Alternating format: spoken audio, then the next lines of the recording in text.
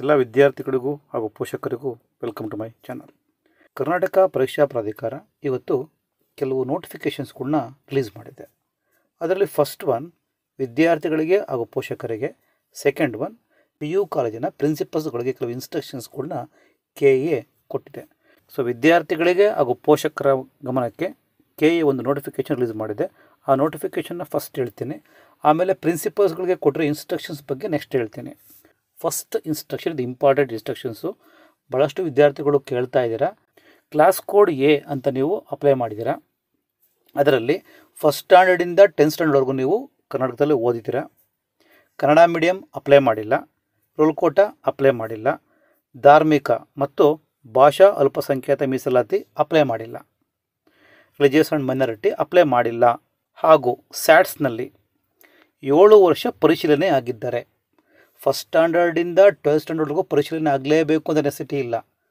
ಯಾವುದಾದ್ರೂ 7 ವರ್ಷ ಪರಿಶೀಲನೆ ಆಗಿದ್ದರೆ ಸಕ್ಸಸ್ಫುಲಿ ವೆರಿಫೈಡ್ ಅಂತ ಬಂದಿರುತ್ತೆ.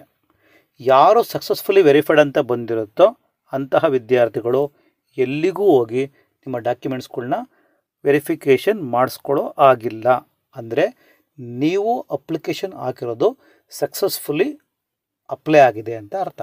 ಸೆಕೆಂಡ್ ಪಾಯಿಂಟ್ ನೋಡಿ, ನೀವೀಗ ಕ್ಲಾಸ್ Aಗೆ ಅಪ್ಲೈ ಮಾಡಿದ್ದೀರಾ. ಫಸ್ಟ್ ಸ್ಟ್ಯಾಂಡರ್ಡಿಂದ 10th ಕರ್ನಾಟಕದಲ್ಲೇ ಓದಿದ್ದೀರಾ.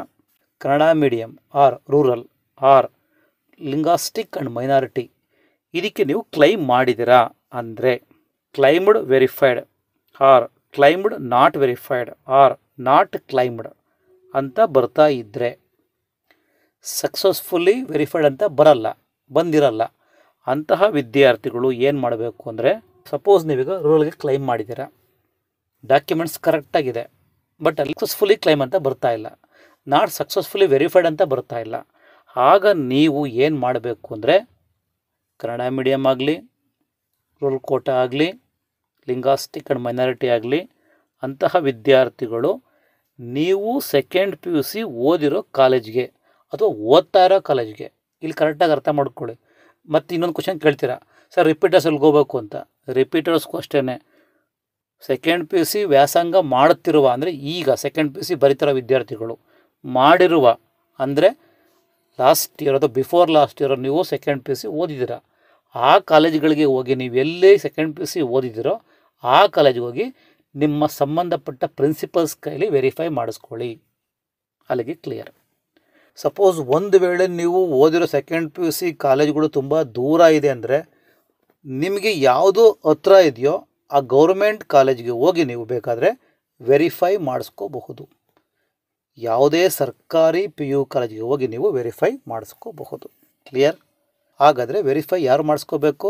ಮತ್ತೊಮ್ಮೆ, ರೋಲ್ ಕೋಟಾಗೆ ಅಪ್ಲೈ ಮಾಡ್ತಾ ಇದ್ದೀರಾ ಅಥವಾ ಕನ್ನಡ ಮೀಡಿಯಮ್ ಅಪ್ಲೈ ಮಾಡ್ತಿದ್ದೀರಾ, ಲಿಂಗಾಸ್ಟಿಕ್ ಮೈನಾರಿಟಿಗೆ ಅಪ್ಲೈ ಮಾಡ್ತಿದ್ದೀರಾ ಅನ್ನೋರು ಕಡ್ಡಾಯವಾಗಿ ಪ್ರಿನ್ಸಿಪಲ್ಸ್ ಕೈಲಿ ವೆರಿಫೈ ಮಾಡಿಸ್ಲೇಬೇಕು.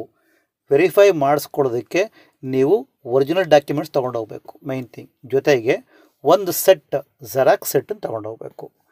ವೆರಿಫೈ ಮಾಡಿಸ್ಕೊಳ್ಳಿ, ಜೆರಾಕ್ಸ್ ಸೆಟ್ಟನ್ನು ಕಾಲೇಜ್ಗೆ ಕೊಡಬೇಕು. ಆ ಕಾಲೇಜವರು ಅದನ್ನು KAಗೆ ಕಳಿಸ್ತಾರೆ, ಅಪ್ಲೋಡ್ ಮಾಡ್ತಾರೆ. ಅದು ಅವ್ರಿಗೆ ಸಂಬಂಧಪಟ್ಟಿದ್ದು. ಸೊ ಕಾಲೇಜಿನ ಪ್ರಿನ್ಸಿಪಲ್ಸ್ಗಳು ನೀವು ಕೊಟ್ಟಿರುವ ಒರಿಜಿನಲ್ ಡಾಕ್ಯುಮೆಂಟ್ಸ್ನ ವೆರಿಫೈ ಮಾಡ್ತಾರೆ. ಪೋರ್ಟಲಲ್ಲಿ ಲಾಗಿನ್ ಆಗಿ ಓಕೆ ಅಂತ ಕೊಡ್ತಾರೆ.